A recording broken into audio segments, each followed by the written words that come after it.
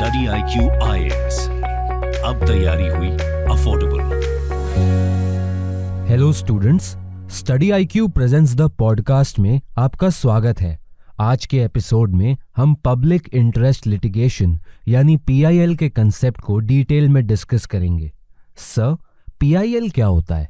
Public interest litigation एक legal action होता है जो कोर्ट ऑफ लॉ के सामने रखा जाता है for the enforcement of public interest, जो पब्लिक इंटरेस्ट जनरल पब्लिक से रिलेटेड होते हैं और वो उनकी लीगल राइट्स या फिर रिस्पॉन्सिबिलिटीज को भी इफेक्ट करते हैं। ये टर्म पब्लिक इंटरेस्ट लिटिगेशन हमने अमेरिकन लॉ से इंस्पायर्ड होते हुए लिया है, जहां पर पब्लिक इंटरेस्ट लिटिगेशन अनरिप्रेजेंटेटेड को लीगल रिप्रेजेंटेशन देती है। यहाँ पर अनरिप्रेजेंटेटेड का मतलब ऐसे इंडिविजुअल से भी हो सकता है और अनरिप्रेजेंटेटेड का मतलब ग्रुप ऑफ इंडिविजुअल से भी हो सकता है, जैसे under privileges numbers of racial minorities, unrecognised consumers etcetera. इन सभी के लिए PIL एक अच्छा टूल हो सकती है। सर, अब हम ये जानना चाहते हैं कि PIL का कंसेप्ट कैसे इवॉल्व हुआ था। PIL के हिस्ट्री की बात की जाए तो सबसे पहले PIL के आइडिया को जस्टिस कृष्ण अय्यर ने इंट्रोड्यूस किया था in the case of Mumbai कामगार सभा वर्सेस अब्दुल थाई इन 1976।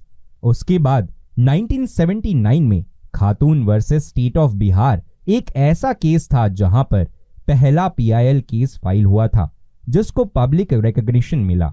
ये केस बेसिकली इन प्रिजनर्स के इनह्यूमन ट्रीटमेंट से रिलेटेड था और ऐसे प्रिजनर्स जो ट्रायल का वेट करते थे, और इसी PIL के वजह से ही 40,000 प्रिजनर्स को रिलीज किया गया। और इस केस के माध्यम से यह क्लियर हो गया कि कन्विक्ट्स को एक बेसिक राइट से डिनाई किया गया था, जो था राइट टू स्विफ्ट जस्टिस। और फिर आने वाले सक्सीडिंग केसेस में कुछ ऐसे ही पैटर्न देखने को मिले।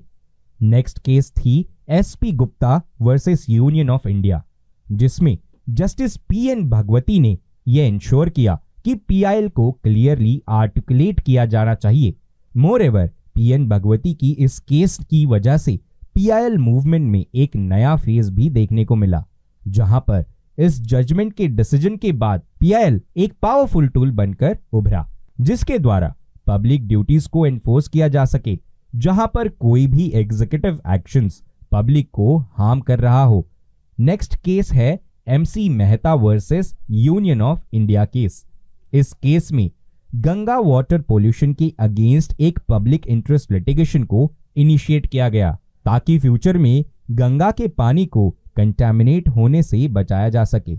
इस केस में सुप्रीम कोर्ट ने यह डिसीजन दी कि पिटिशनर, जो कि गंगा के पानी का ओनर नहीं है, पर वो सिटीजन्स की लाइफ को सेफगार्ड करना चाहता था जो गंगा वाटर को यूटिलाइज करते हो, तो कोर्ट ने ये अलाउ किया कि इस तरीके के स्टैट्यूटरी रिस्ट्रिक्शंस को एग्जीक्यूट करने के लिए कोई भी इंडिविजुअल कोर्ट में पिटिशन फाइल कर सकते हैं। सर, क्या आप लिसनर्स के लिए ये बता सकते हैं कि वो कौन से इश्यूज हैं जिन्हें PIL में इंक्लूड किया जाता हो?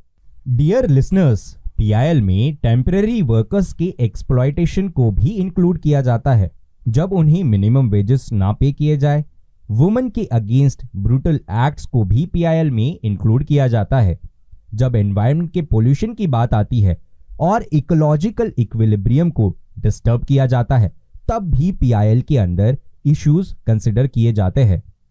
अडल्ट्रेशन ऑफ फूड या फिर कल्चर और लीगेसी के प्रिवेंशन को भी PIL के अंदर इंक्लूड किया जाता है। बॉन्डेड लेबर को भी PIL के अंदर इंक्लूड किया जाता है।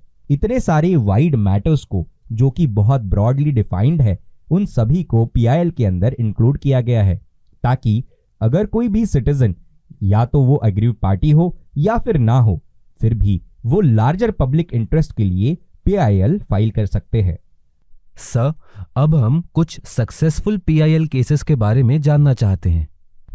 पहला सक्सेसफुल केस तो विशाखा गाइडलाइंस रिलेटेड है, जिन्हें 1997 में पब्लिश किया गया। ये गाइडलाइंस एम्प्लॉयर्स के लिए सेक्सुअल हरासमेंट की एक डेफिनेशन को प्रोवाइड करती है और कुछ प्रिवेंटिव स्ट्रेटजीज और information on how to file complaints को भी मेंशन करती है। नेक्स्ट सक्सेसफुल केस था MC Mehta versus union of India case, जहां पर कॉन्स्टिट्यूशनल ब्रांच के लिए एक आर्टिकल में जस्टिस पीएन भगवती ने यह एम्फसाइज किया कि इंडिया के लिए सस्टेनेबल डेवलपमेंट को इनकॉर्पोरेट करना बहुत जरूरी है। सिर्फ सस्टेनेबल डेवलपमेंट को ही नहीं, बल्कि सस्टेनेबल डेवलपमेंट के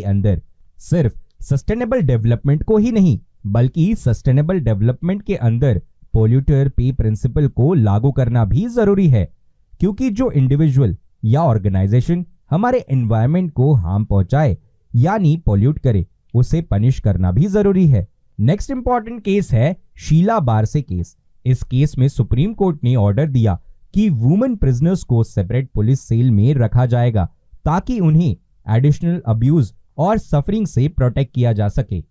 नेक्स्ट इंपॉर्टेंट केस थी सुनीता बत्रा केस। इस केस में सुप्रीम कोर्ट ने अंडर ट्रायल्स के राइट को एम्फसाइज करते हुए यह बताया कि अंडर ट्रायल्स को सॉलिटरी कन्फाइनमेंट से प्रोटेक्ट किया जाना चाहिए।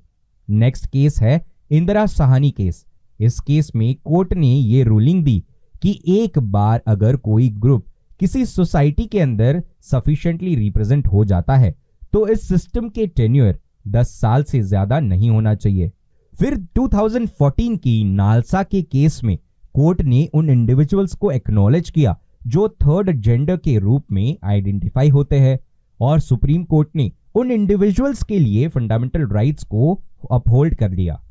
सर, पब्लिक इंटरेस्ट लिटिगेशन की इंपॉर्टेंस क्या होती है? पीआईएल इंडिविजुअल्स को एम्पावर करती है कि वो अपने राइट्स को एक्सरसाइज कर सके और किसी भी रॉन्ग डीड के खिलाफ जस्टिस ऑब्टेन कर सके। दूसरा एडवांटेज ये है कि सिटीजन के पास ये अथॉरिटी होती है कि वो पिटिशंस फाइल करे और डेमोक्रेसी के एडमिनिस्ट्रेशन ऑफ जस्टिस का एक इंपॉर्टेंट पार्ट भी बने, क्योंकि पीआईएल फाइल करना स्टैंडर्ड प्रोसीजर्स से रीजनेबल होता है, यानी कि आसान होता है। तो ये सिस्टम रिप्रेजेंटेटिव डेमोक्रेसी में इंडिविजुअल्स को जस्टिस के एडमिनिस्ट्रेशन का एक अहम हिस्सा बताता है।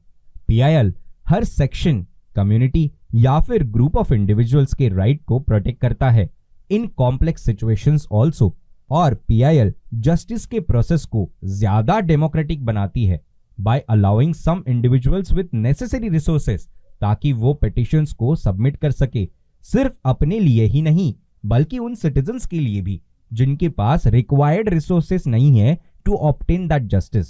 PIL also forms checks and balances. ये एक ऐसा सिस्टम क्रिएट करने की हेल्प करता है जो इम्प्रॉपर डिसीजंस को रीएड्रेस करने में हेल्प करता है। इतना ही नहीं, पीआईएल की हेल्प से गवर्नमेंट की अकाउंटेबिलिटी को भी इंश्योर किया जा सकता है। पीआईएल जुडिशरी को एसेस करता है ताकि वो सभी इंस्टीट्यूशंस को मॉनिटर कर सके। पीआईएल की हेल्प से सिर्फ गवर्नमेंट इंस्टीट्यूशंस को ही नहीं बल्कि ऐसे इंस्टीट्यूशंस को भी जो नॉन गवर्नमेंट इंस्टीट्यूशंस है उन्हें भी प्रोटेक्ट किया जाता है। सर, क्या आप हमें पीआईएल से रिलेटेड कुछ इश्यूज को एक्सप्लेन कर सकते हैं? जिस तरीके से हमने पीआईएल के कुछ एडवांटेजेस की बात की, लेकिन उसी के साथ साथ कुछ इश्यूज भी आते हैं। पहला इशू ऐसा है कि पीआईएल ऐसे पिटिशंस जिनमें से कोई सिग्निफिकेंट इशू नहीं होता, वहां हमारी कोर्ट्स का यूजफुल टाइम वेस्ट होता है और केस रेजोल्यूशन में प्रोलॉन्ग्ड डिलेज देखने को मिलते हैं। पीआईएल की वजह से जुडिशरी को बहुत बार अपनी स्कोप ऑफ अथॉरिटी के बियॉन्ड जाना पड़ता है, जिसकी वजह से केसेस को सॉल्व करने में टाइम ज्यादा लगता है और जुडिशरी अपने डिसीजंस और प्रोसेसेस को सेल्फ मॉनिटर नहीं कर पाती। मोरेवर, हमें देखने को मिलता है कि लेंथी स्टैंडिंग केसेस के कंपैरिजन में पीआईएल को ज्यादा प्रायोरिटी मिलती है और जुडिशरी के पास ऑलरेडी बहुत हेवी लोड है, जिसके कारण pendency of cases in higher and lower judiciary हमें देखने को मिलता है और पीआईएल कभी कभी उन पेंडेंसी में ऐड ऑन करता है। बहुत बार पर्सनल ग्रीवांसेस को सॉल्व करने के लिए भी इंडिविजुअल्स एंड एसोसिएशंस पीआईएल का मिसयूज करते हुए पाए गए हैं। बहुत बार पॉलिटिकल पार्टीज पॉलिटिकल अटेंशन के लिए भी पेटी पिटिशंस को फाइल करती है अंडर पीआईएल, जहां पर जुडिशरी का बहुत ही यूजफुल टाइम वेस्ट होता है। सर, इन इश्यूज के रिस्पेक्ट में क्या आप कुछ रिकमेंडेशंस और वे फॉरवर्ड्स हमें बता सकते हैं? इन सारे इश्यूज को डील करने के लिए अटॉर्नी जनरल सोली सोराबजी ने ये एम्फसाइज करते हुए कहा कि जुडिशरी को उन इंस्टेंसेस के लिए टाइम नहीं वेस्ट करना चाहिए जिनमें फिक्शियस पिटिशंस हो, यानी कि फॉल्स। उन्होंने जुडिशरी को ऐसे केसेस से भी बचने के लिए कहा जहां पर किसी प्राइवेट पार्टी का डायरेक्ट फाइनेंशियल स्टेक हो। ही ऑल्सो सजेस्टेड पीआईएल के इशू को सॉल्व करने के लिए एक सॉल्यूशन ये भी हो सकता है कि कोर्ट को किसी भी पीआईएल को कंसिडर करने से पहले ही उसके इम्पैक्ट को समझना चाहिए, क्योंकि बहुत बार ऐसा देखा गया कि जब कोर्ट किसी पीआईएल को कंसिडर करता है तो उन इंडिविजुअल्स के राइट्स को इफेक्ट पड़ता है जो उस केस में इन्वॉल्व नहीं है। Sir, thank you for giving us the information. Dear listeners, आज के पॉडकास्ट को हम यहीं पर कंक्लूड करते हैं। नेक्स्ट एपिसोड में एक नए टॉपिक के साथ हम फिर से आपसे कनेक्ट करेंगे। तब तक आप स्टडी आईक्यू के साथ बने रहिए एंड कीप स्टडिंग। आप study IQ presents the podcast को सभी ऑडियो स्ट्रीमिंग प्लेटफॉर्म्स पर सुन सकते हैं, जैसे Spotify, hub hopper, Apple podcast, Google podcast etcetera. Thank you.